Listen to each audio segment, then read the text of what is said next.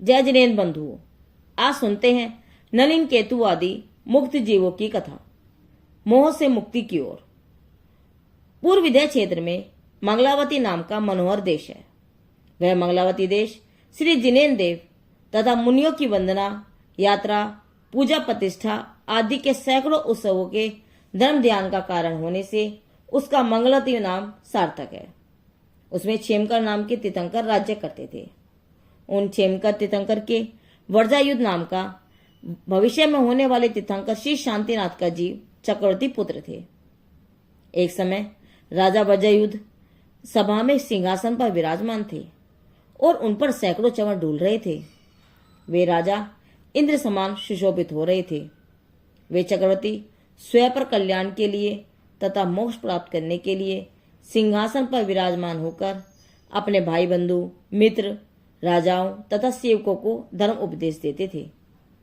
एक दिन एक विद्याधर डर से घबराकर दौड़ता हुआ आया और उसने अपनी रक्षा करने के लिए चक्रवर्ती से शरण प्रदान करने की याचना की। तभी उसके पीछे पीछे सभा भवन को कामपैन करने वाली एक विद्याधरी आई। वह क्रोध रूपी अग्नि में जल रही थी और हाथ में खुली तलवार लेकर इस विद्याधर को मारना चाहती थी। उस विद्याधरी के पीछे एक वृद्ध विद्याधर आया। उसके हाथ में गदा थी। वह इन दोनों के वैर भाव से परिचित था। वृद्ध विद्याधर राजा वर्जायुध को नमस्कार करके कहने लगा, हे स्वामीन, आप दुष्टों को दंड देने और सज्जनों का पालन करने में चतुर हो।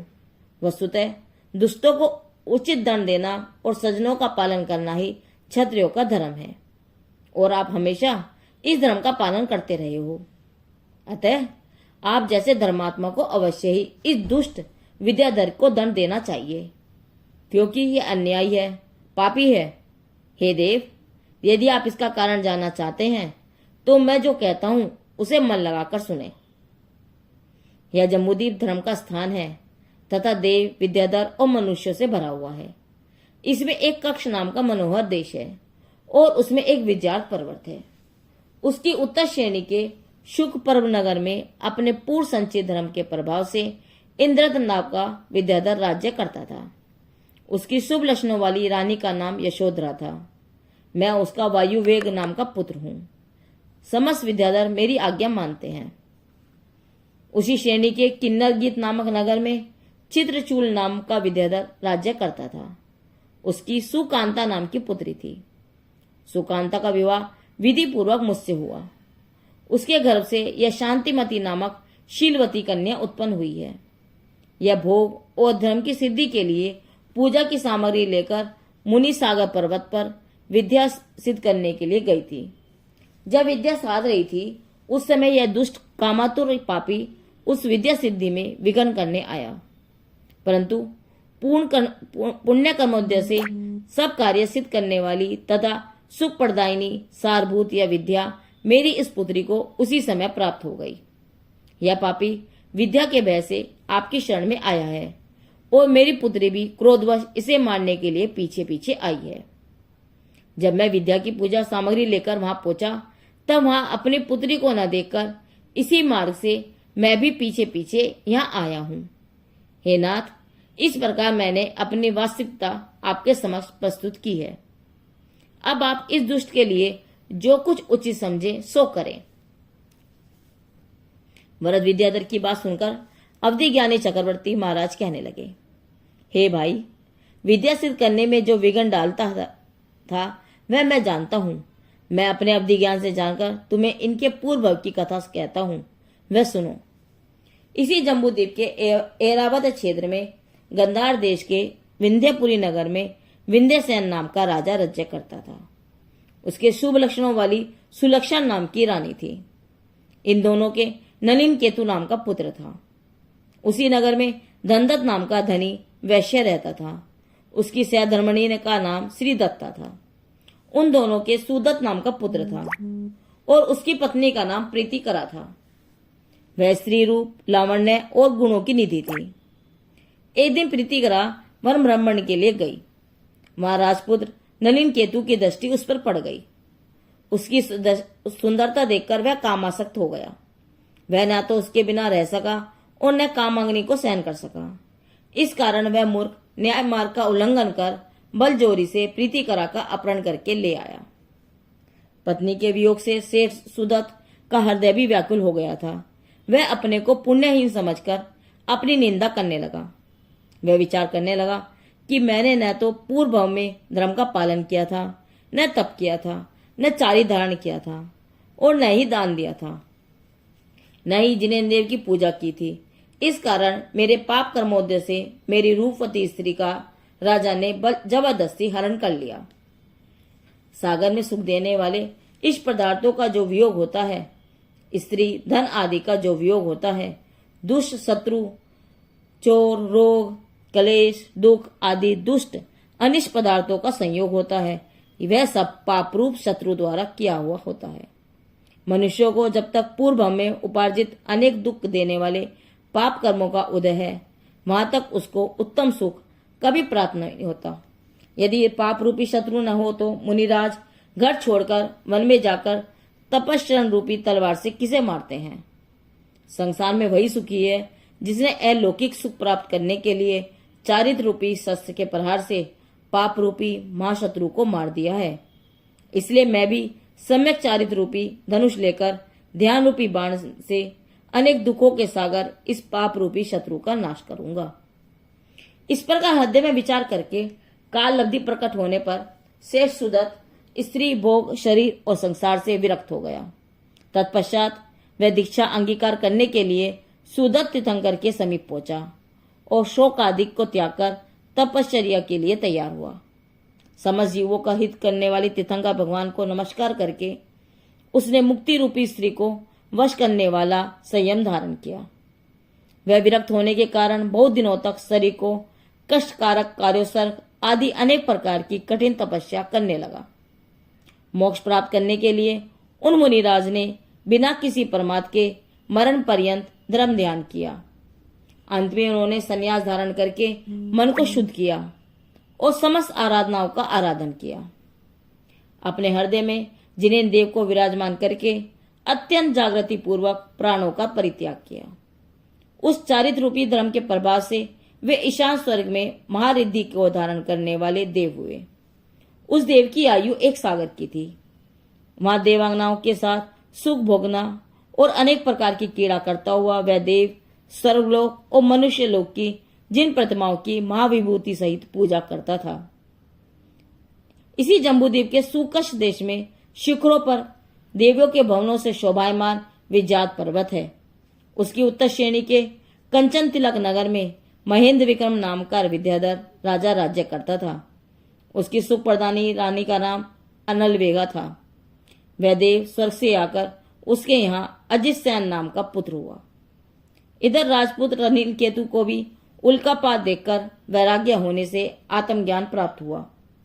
उसने पहले जो दुष्चरित का सेवन किया था उसकी निंदा करने लगा एवं हृदय में पर स्त्री के परित्याग का संकल्प करके अपने पाप का प्रायश्चित करने लगा। वह विचार करने लगा, अरे मैं बहुत पापी हूं, पर स्त्री भोगी हूं, लंपटी हूं, अधम हूं, विषांत हूं, सैकड़ों अन्याय करने वाला हूं। स्त्री के शरीर में अच्छा क्या है? वह तो चमड़ी, हड्डियां और अंतरियों का समूह है। संसार में जितने अमनोज्ञ पदार्थ हैं उन सब का आधार तथा विष्टा आदि दुर्गम चीजों का घर यह शरीर ही है। यह शरीर सब धातुओं से निर्मित है। स्त्रियों की देह मात्र गोरी चमड़ी से ढका हुआ है और ऊपर से वस्त्र आभूषण से सुशोभित है। स्त्रियों का शरीर करोड़ों कीड़ों से भरा हुआ है, विष के समान है। अरे संसार में ऐसा कौन ज्ञानी पुरुष है जो उसका सेवन करेगा? यह स्त्री तो नरक रूपी घर का दरवाजा है। स्वर्ग मोक्ष रूपी घर के लिए व्यवधान समान है। यह स्त्री समस्त पापों की खान है। चंचल हृदय वाली स्त्री धर्म रत्नों के खजाने को चुराने के लिए चोर है।